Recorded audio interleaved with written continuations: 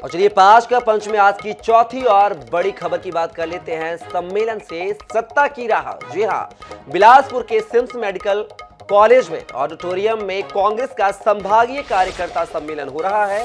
सम्मेलन में मुख्यमंत्री भूपेश बघेल, सभी कैबिनेट मंत्री और संभाग के दिग्गज कांग्रेसी नेता और पदाधिकारी शामिल हुए।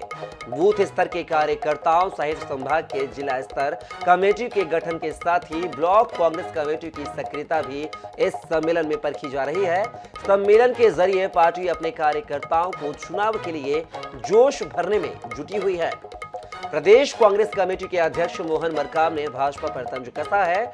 भाजपा के लोग 4.5 साल से बिल में छिपे हुए थे। चुनाव में कुछ ही महीने बचे हुए हैं, ऐसे में बिल से बाहर निकलने लगे हैं। मरकाम ने कहा है कि भाजपा को जनता के मुद्दों से कोई सरोकार नहीं है।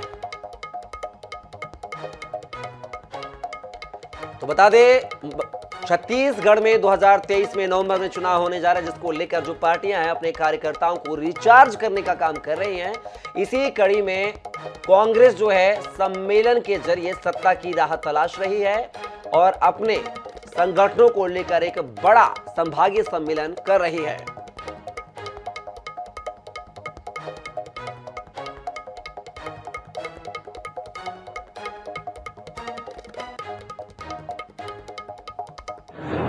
छिप गए थे, एयर कंडीशनर घरों में रुक गए थे, मगर अब एक कुकुर मुत्ते की तरह बाहर निकल के अभी चुनाव नज़दीक आया है तो इन लोग धरना प्रदर्शन करने का प्रयास कर रहे हैं। मगर छत्तीसगढ़ की जनता जान चुकी है, भारतीय जनता पार्टी सिर्फ और सिर्फ चुनाव के समय थी।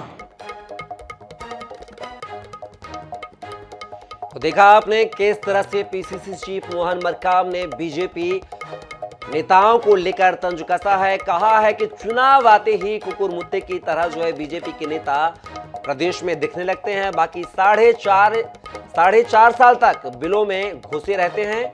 और बात की जाए तो ये कोई कांग्रेस की बात नहीं है। बता दें कि आगामी कुछ दिनों में प्रदेश में यानी कि छत्तीसगढ़ में केंद्रीय गृह मंत्री अमित शाह, राष्ट्रीय अध्यक्ष जेपी नड्डा का भी दौरा होने वाला है, जिसको लेकर जो है कांग्रेस ने यहां पर तंज कसा है और साथ ही कहा है कि चाहे नड्डा आए या शाह आए, उससे कांग्रेस को कोई फर्क पड़ने वाला नहीं है। छत्तीसगढ़ की जनता जान चुकी है कि किस पार्टी ने कितना विकास किया है और आगामी आने वाले 2023 के चुनाव में भी जो छत्तीसगढ़ की जनता है वह कांग्रेस के पक्ष में वोट करेगी। हमेशा कांग्रेस जो है कर्नाटक का उदाहरण देती है कि कर्नाटक में बीजेपी का केंद्रीय नेतृत्व महीने भर से पड़ा रहा और वहां पर अपनी जमीन तलाशते रहा, लेकिन कर्नाटक की जनता ने जिस तरीके से बीजेपी को कर्नाटक में सबक सिखाया है, उसी तरह से छत्तीसगढ़ की जनता भी बीजेपी को छत्तीसगढ़ में सबक सिखाने के लिए तैयार बैठी है।